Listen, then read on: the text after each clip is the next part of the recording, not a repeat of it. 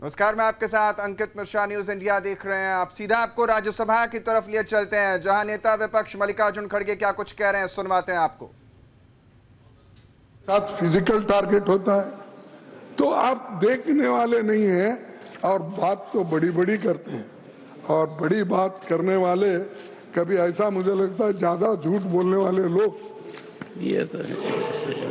नहीं okay deleted असत्य बोलने वाले लोग ये भी छोड़ो, सत्य न बोलने वाले कर दो। नहीं भाई, असत्य बोले तो सत्य से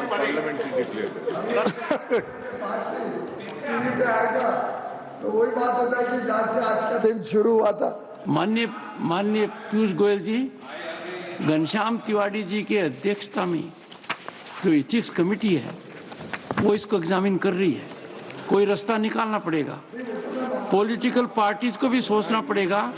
उनके कोई सदस्य का आचरण ऐसा हो जाए तो कैसे काउंसलिंग की जाए, क्या नतीजा निकले। Leader of the opposition sir, देखिए 1995 एक्ट को इन्होंने सर्वसम्मति से उसको स्वीकार किया। आज वही लोग कहते हैं कि वो ठीक नहीं है, हम नया कानून बना रहे हैं वो गरीबों के लिए, माइनॉरिटीज के लिए। तो उसके बाद में उनके जो भी लीडर्स है, मैं नाम पढ़ सकता हूं लेकिन जरूरत नहीं, क्योंकि इसके पहले हमारे नासिर साहब ने बताया पार्लियामेंट में कौन सपोर्ट करे, राज्यसभा में कौन सपोर्ट करे, इनके लोग प्रेजेंट थे। आपने स्वीकार किया, रिकॉर्ड में है, फिर भी आप फिर उसको ये कहना चाहते हैं कि हमने नया लाया। नया कुछ नहीं है इसमें, एक्सेप्ट जो आपने लोगों को तबाह करने के लिए जो क्लॉजेस डाल दिए हैं वो आपने किया है। अब देखिए, सर्वे commissioner and additional commissioner appointed to conduct the preliminary survey of work properties. आपने क्या कहा? Replace the survey commissioner with the government officer above the rank of collector. यानी कलेक्टर के हाथ में दिए। तो इलेक्टेड डेमोक्रेसी में तो इलेक्टेड मेंबर्स ठीक है ना सब, तो इलेक्टेड मेंबर्स को निकाल के वो ऑल मुस्लिम्स इलेक्टेड मेंबर रहते, अब ऑल नॉमिनेटेड, यानी सत्ता अपने हाथ में लेने के लिए ये बात आप कर रहे हैं, ये बात कर रहे हैं।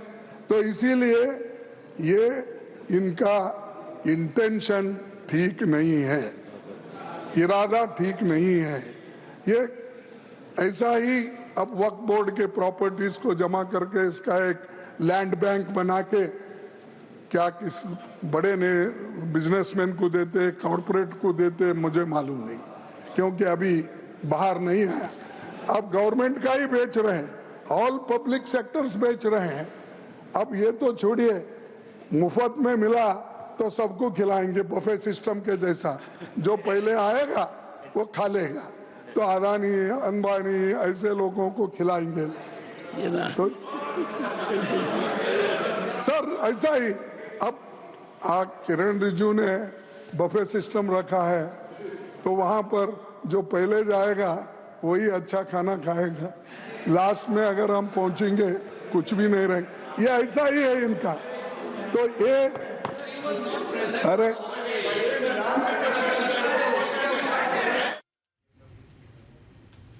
मल्लिकार्जुन खड़गे को सुन रहे थे आप, जो साफ तौर पर सरकार पर और वक्फ संशोधन विधेयक को लेकर के अपना बयान रख रहे हैं।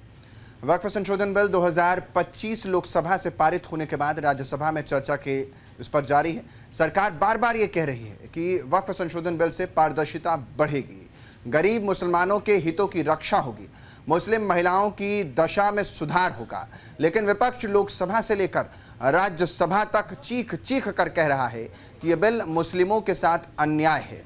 ऐसे में सबसे बड़ा सवाल यह है कि क्या सही मायने में यह बिल मुस्लिमों के लिए खिलाफ, उनकी तरफ बढ़ता है या उनके लिए खिलाफत करता है? अगर है तो क्या सरकार जानबूझकर ऐसा कर रही है या विपक्ष भ्रम फैलाकर सियासी रोटी सेकना चाहता है? आज इसके बारे में जानने की हम कोशिश करते हैं और समझते हैं। कि आखिर पहला सवाल यही खड़ा होता है कि क्या वक्फ संशोधन विधेयक बिल गैर इस्लामिक है। इसके लिए सबसे पहले राज्यसभा में किरण रिजिजू की बातों पर ध्यान देने की दरकार है, जरूरत है। लोकसभा में वक्फ संशोधन बिल के पास होने के बाद किरण रिजिजू ने बेहद सहज भाव से बिल को राज्यसभा में पेश किया है। उन्होंने बिल के बारे में विस्तार से बताया और जो लोग बिल को गैर इस्लामिक बता रहे हैं उन्हें करारा जवाब दिया है। अल्पसंख्यक मामलों के मंत्री किरेन रिजिजू ने कहा है कि यह बिल मुसलमानों के धार्मिक कामकाज में किसी तरह का हस्तक्षेप नहीं करेगा। यह गैर इस्लामिक नहीं है। सरकार ने वक्फ बोर्ड में ट्रांसपेरेंसी, अकाउंटेबिलिटी, एक्यूरेसी पर ध्यान केंद्रित करते हुए बदलाव किए हैं। हम किसी की धार्मिक भावना को ठेस पहुंचाना नहीं चाहते।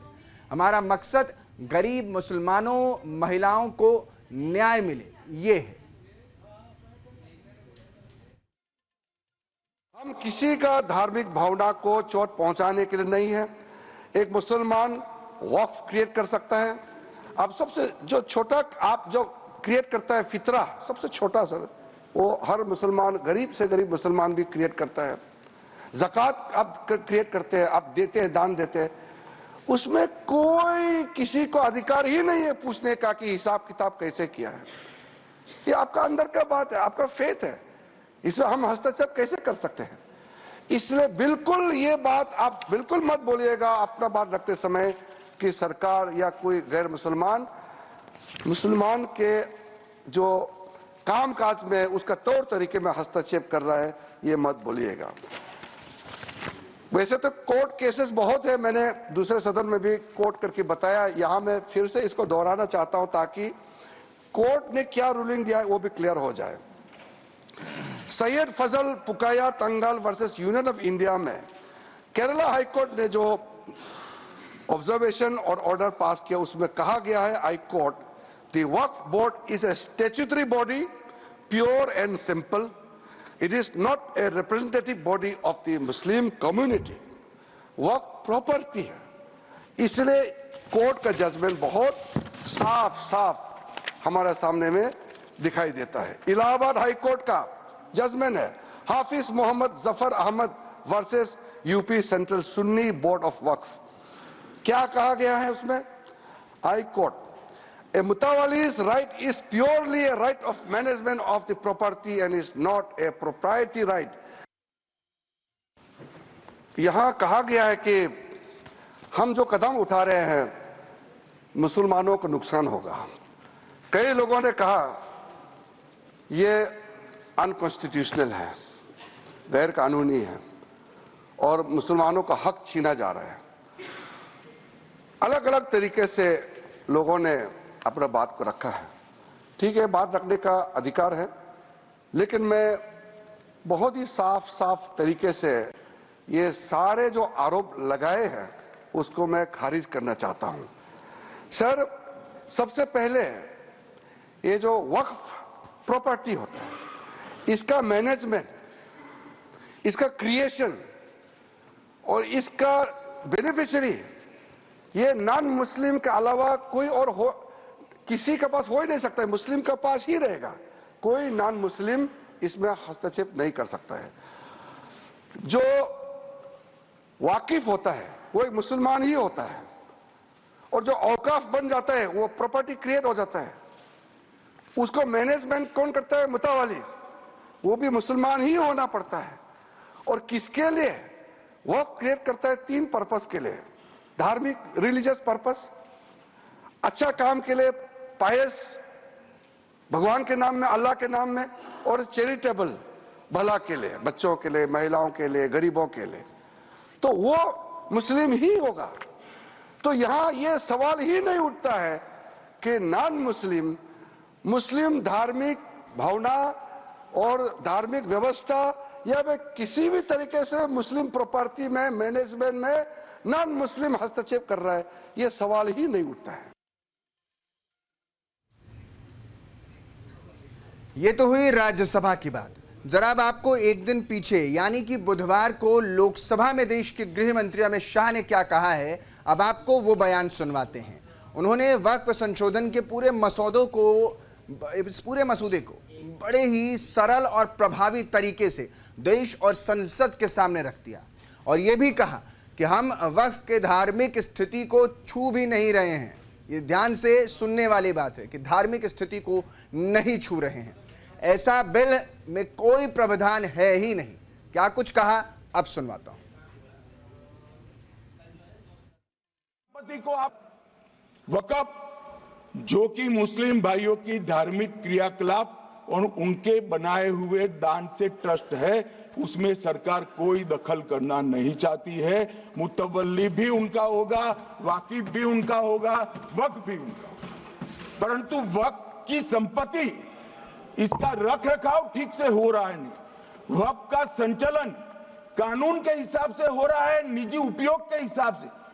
सैकड़ों साल पहले किसी बादशाह ने दान किया, हमारी भाषा में कहो तो धर्मादा किया। अब इसकी संपत्ति को आप 12,000 रुपये में 5 सितारा होटल बनाने के लिए दे देते हो, ये उचित है क्या भाई? वो पैसा गरीब मुसलमान के कल्याण के लिए करिए, तलाकशुदा महिलाओं के कल्याण के लिए करिए, जो अनाथ बच्चे हैं उसके कल्याण के लिए करिए मानिए। और ये करने की जगह बेरोजगार मुसलमान युवाओं के लिए स्किलिंग का काम करिए।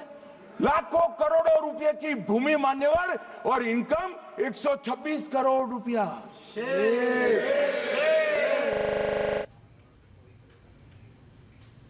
जहां गृह मंत्री का यह बयान देखने को मिला और इसी के ठीक बाद लोकसभा में AIMIM के चीफ असदुद्दीन ओवैसी को भी सुनिए। वो तो संशोधन को लेकर बेहद खफा नजर आते हैं। उन्होंने लोकसभा में बिल को गैर संवैधानिक और गैर इस्लामिक बताते हुए बिल की प्रतियों को ही फाड़ दिया। ओवैसी ने कहा कि इस बिल का मकसद मुसलमानों को जलील करना है। खुद को महात्मा गांधी के तर्ज पर बताते हुए ओवैसी ने बिल को फाड़ दिया। अब वो पूरा हिस्सा दिखाते हैं आपको, क्या कुछ बयान था और क्या कुछ तस्वीरें निकल कर आई। वक्फ यूजर का कानून तेलंगाना आंध्रा में है, सेक्शन 40 का कानून तमिलनाडु 63 है, आंध्र प्रदेश में 43 है। और सर आप डायरेक्शन दे रहे हैं, अच्छा क्लॉज 4218B देखिए सर, आप रूल बना रहे हैं, कोऑपरेटिव फेडरलिज्म के खिलाफ है, इतना रूल बना रहे हैं। और आखिर में सर मैं आपको बताना चाह रहा हूं स्पीकर साहब, ये बिल का मकसद सिर्फ मुसलमानों को जलील और रुस्वा करना है, मुसलमानों को दूसरे दर्जे का शहरी बनाने का इनका मकसद है। सर अगर आप हिस्ट्री को पढ़ेंगे तो महात्मा गांधी उस वक्त के व्हाइट अफ्रीका में सफेद फार्म अफ्रीका के कानून को महात्मा गांधी ने कहा था कि ये मेरा कॉन्शियंस इसको मानता नहीं, मैं इस कानून को कबूल नहीं करता हूं। तो महात्मा गांधी ने क्या किया, उन्होंने उस कानून को फाड़ दिया। तो मैं गांधी की तरह इस कानून को फाड़ता हूं। ये अनकॉन्स्टिट्यूशनल है सर। इस देश में झगड़े पैदा करने का काम बीजेपी करना चाहती है। महात्मा गांधी का सहारा लेकर ओवैसी ने प्रतियां तो फाड़ दी, लेकिन कई सवाल यहां पर खड़े कर देते हैं। जब ओवैसी बिल फाड़ रहे थे तो जेपीसी के अध्यक्ष जगदंबिका पाल देख रहे थे। उन्होंने बड़े ही सलीके से ओवैसी को जवाब दिया। दरअसल जगदंबिका पाल ने कहा कि ओवैसी ने जो किया है वो असंवैधानिक है, ना कि बिल। अब जरा वो भी दिखाते हैं आपको। आपने देखा ओवैसी साहब को कि अभी उन्होंने इस बिल को फाड़ने का काम किया है। तो ये जो बात कह रहे कि ये बिल असंवैधानिक है, असंवैधानिक काम तो उन्होंने किया है जो बिल फाड़ने का काम किया है। आज मैं पूछना चाहता हूं, आज किस लिए बिल फाड़ दिया? उन्होंने कहा, चले गए, मैं पूछना चाहता हूं, उन्होंने कहा कि हमारी 123 प्रॉपर्टी है और साहब हमारे पास डीड नहीं है, उस डीड को हम कैसे देंगे, हमारी प्रॉपर्टी तो मिलेगी नहीं। मैं कहना चाहता हूं 123 प्रॉपर्टी है, बिल्कुल है। ये 123 प्रॉपर्टी किसकी है? ये हमारे जमाने की नहीं है। जब ब्रिटिशर्स ने, अंग्रेजों ने हिंदुस्तान की राजधानी को कोलकाता से दिल्ली बनाने का फैसला किया और 1911 में जब उन्होंने यहाँ के लुटियन जोन्स की लैंड को एक्वायर किया, लैंड एक्वायर करने के बाद ड्यूली कंपनसेशन दिया और अधिग्रहण कर लिया और 1911 जो अधिग्रहण ब्रिटिश सरकार ने किया, अखिलेश जी आप भी मुख्यमंत्री रहे हैं, अगर कोई सरकार किसी जमीन का अधिग्रहण कर ले तो फिर उस जमीन को डीनोटिफाई करके किसी को दे नहीं सकती है। यह पहली बार कांग्रेस सरकार ने डीनोटिफाई करके देने का काम किया। मैं पूछना चाहता हूं, अगर आपके पास डॉक्यूमेंट नहीं है, मैं पूछना चाहता हूं कि अगर डॉक्यूमेंट नहीं है, हमारे जेपीसी के मेंबर लोग बैठे हुए, मैं पूछना चाहता हूं ये तुष्टिकरण नहीं तो और क्या था। 1911 की जो ब्रिटिशर्स ने जमीन लिया, बैठ जाइए लाल जी, सुन लीजिए पूरी बात, आपको स्पष्ट हो जाएगा। 1911 में जो जमीन अंग्रेजों ने, ब्रिटिशर्स ने एक्वायर किया राजधानी के लिए, 1911 के बाद 1970 में दिल्ली के वक्फ बोर्ड ने कहा जो 1911 की ब्रिटिशर्स की जमीन एक्वायर थी कि ये वक्फ बोर्ड की है। 1970 में तो वो जो सेक्शन 40 की बात हो रही है, ये शायद देश में नहीं दुनिया में किसी को अधिकार नहीं होगा कि जो ब्रिटिश एक्वायर करके कंपनसेशन दे गए हो उसको 100 सालों के बाद वक्फ बोर्ड कह दे ये वक्फ की जमीन है, और उसके बाद ये कह रहे हैं हमें मिल नहीं रहे वैसे साहब। संसद में जो कुछ हुआ, ऐसे में कहा जा सकता है कि इस बिल से वक्फ में पारदर्शिता आएगी, जिसकी मांग काफी लंबे समय से चल रही थी, लेकिन सियासत के चक्रव्यूह में जाने की कोई हिम्मत नहीं जुटा पाया और अब तक सियासी कंपल्सन में वक्फ जमीन लपेटी जाते रही। यह हम नहीं कह रहे हैं, यह संसद में चर्चा के वक्त केंद्रीय गृह मंत्री अमित शाह ने दो टूक कहा है, जिसे पूरे देश ने सुना है। किरेन रिजिजू ने भी कहा था कि आज जहां हम बैठे हैं उस पर वक्फ की नजर थी। नए संशोधन से गैर इस्लामिक का माला जपने वालों को थोड़ा झटका लगेगा, लेकिन मोदी सरकार ने अपने तीसरे कार्यकाल के पहले साल में वक्फ को एक दायरे में लाने की कोशिश की है। उससे कहीं ना कहीं मुस्लिम समाज का एक वर्ग बेहद संतोष भी महसूस कर रहा है। और अगर इस बिल के खिलाफ की बात करें तो अल्पसंख्यक मामलों के मंत्री किरेन रिजिजू द्वारा वक्फ संशोधन विधेयक पेश किए जाने के बाद कांग्रेस सांसद गौरव गोगोई और समाजवादी पार्टी के नेता अखिलेश यादव और टीएमसी नेता कल्याण बनर्जी, एआईएमआईएम के अध्यक्ष असदुद्दीन ओवैसी आदि ने बुधवार को सरकार के खिलाफ लोकसभा में मोर्चा खोल दिया था। पर हैरानी की बात यह रही कि किसी के पास फैक्ट नहीं था। विरोध के नाम पर सिर्फ इतना ही था कि सरकार मुसलमानों को परेशान कर रही है। केंद्र सरकार जिन मुद्दों के आधार पर यह बिल पेश कर रही है उनका जवाब किसी ने नहीं दिया। ये ऑन रिकॉर्ड है। किसी ने यह बताने की जहमत या कोशिश नहीं की कि वक्फ बोर्ड की मनमानी और बदइंतजामी के खिलाफ क्या होना चाहिए। वक्फ संपत्ति से संबंधित नए कानून पर चर्चा हो रही है और इस बिल के कारण मुस्लिम समुदाय के एक बड़ा हिस्सा खुद को खतरे में महसूस कर रहा है। तो वहीं दूसरी ओर सरकार का दावा है कि यह बिल मुस्लिम समुदाय के हित में है और वक्फ संपत्तियों में भ्रष्टाचार रोकने, गरीब मुसलमानों को लाभ पहुंचाने के लिए है। विपक्ष का आरोप है कि यह बिल मुसलमानों को डराने, वोट बैंक की राजनीति के लिए और मुस्लिम समुदाय को बांटने, कमजोर करने की कोशिश है।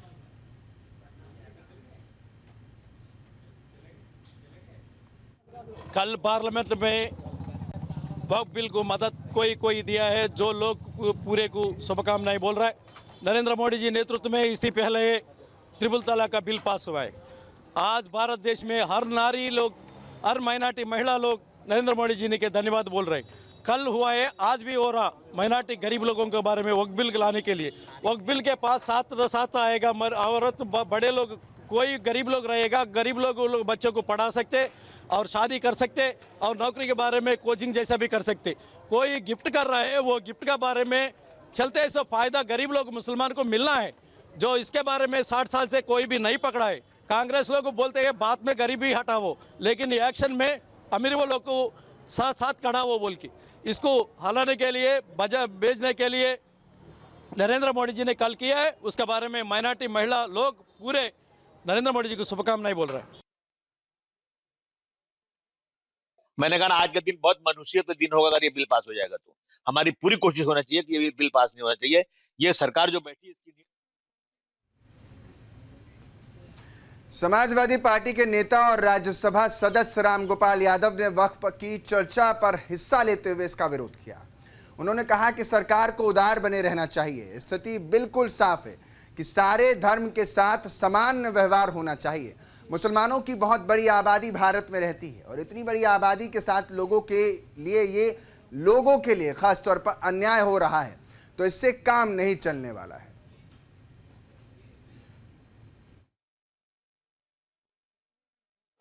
कि संबल मेरी पार्लियामेंट्री कॉन्स्टिट्यूंसी रही है, लोकसभा का मैं सदस्य वहां से रहा हूं।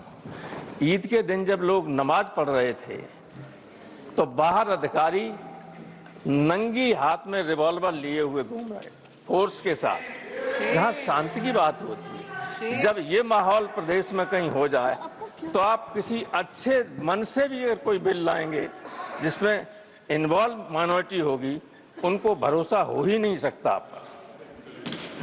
इसलिए पहले तो उत्तर प्रदेश की सरकार को संभालिए कि माइनॉरिटी के साथ व्यवहार ठीक करे, और उसके बाद इस तरह के बिल लाएं तो इसमें भी संशोधन। ये तो आपने सोचा ही नहीं, हमें लगता कि इसको इम्प्लीमेंट करेंगे तो कितना संकट आएगा सामने, उसको लागू करने में आपके ही सामने दिक्कत आ जाएगी। 5 साल से इस्लाम का प्रचार कर रहा हो, जो हिंदू पैदा हो गया वो हिंदू है, जो मुस्लिम पैदा हो गया वो मुसलमान है। अब वो प्रचार कर रहा है, प्रसार कर रहा है, इस्लाम का कर रहा है कि नहीं कर रहा है, ये आपके हाथ में, न हमारे हाथ में, ये तो ईश्वर के हाथ में है, अल्लाह के हाथ में। कौन कहाँ पैदा हुआ, जो पैदा हुआ जहाँ वो है, अगर मुसलमान पैदा हुआ तो मुसलमान धर्म का है कि नहीं, माना जाएगा कि नहीं माना जाएगा। तो 5 साल का वो उसमें बैरियर लगाने से क्या फायदा है। थैंक यू पूरी बात, और सारा अधिकार अगर कलेक्टर को दे दोगे तो आर्टिकल 26 का उल्लंघन तो है ही। लोकसभा में वक्फ संशोधन बिल पास हो जाने के बाद राज्यसभा में यह विधेयक पर चर्चा हो रही है। इस पर समाजवादी पार्टी के विधायक अबू आजमी भड़क जाते हैं। अबू आजमी ने कहा कि सरकार आज तक मुसलमानों के हित में कुछ नहीं कर पाई, वो उनके समर्थन में कभी मिल ही नहीं पाती और ना ही उनके समर्थन में कभी आवाज बुलंद कर सकती है। आज का दिन बहुत मनुष्यत दिन होगा अगर ये बिल पास हो जाएगा तो। हमारी पूरी कोशिश होना चाहिए कि ये बिल पास नहीं होना चाहिए। ये सरकार जो बैठी है इसकी नीयत मुसलमानों के लिए खराब है, बहुत ही खराब है। हमारा पसंदीदा खत्म कर देना चाहते हैं। हमारी हर मस्जिद के नीचे मंदिर नजर आ रही है, हम अपने घर की छत पर नमाज भी नहीं पढ़ सकते हैं। हम सड़क पर ये लोग पूरा टंडेल करें, कुछ भी करें, चलेगा इनको, लेकिन हम अगर 5 मिनट के लिए कहीं मस्जिद बाहर आ जाएंगे तो हमें हमारा पासपोर्ट भी रद्द कर देंगे, हमारा लाइसेंस भी रद्द कर देंगे। तो ये क्या है, ये सरकार की नीयत सही नहीं है। इस बिल का अपोज पूरा होना चाहिए। मैं तमाम एमपी से रिक्वेस्ट करूंगा, अगर इंसानियत नामी कोई चीज है तो इस बिल का अपोज कीजिए। सरकार की नीयत मुसलमानों की। अगर बात उत्तर प्रदेश की कर लें तो यहां पर भी कांग्रेस कमेटी के सदस्य नसीम खान ने कहा है कि वक्फ संशोधन बिल मुस्लिमों को किसी भी सूरत में मंजूर नहीं है। जिनके लिए बिल लाया जा रहा है वो बिल को मानने को तैयार ही नहीं है, तो सरकार जिद पर क्यों अड़ी हुई है।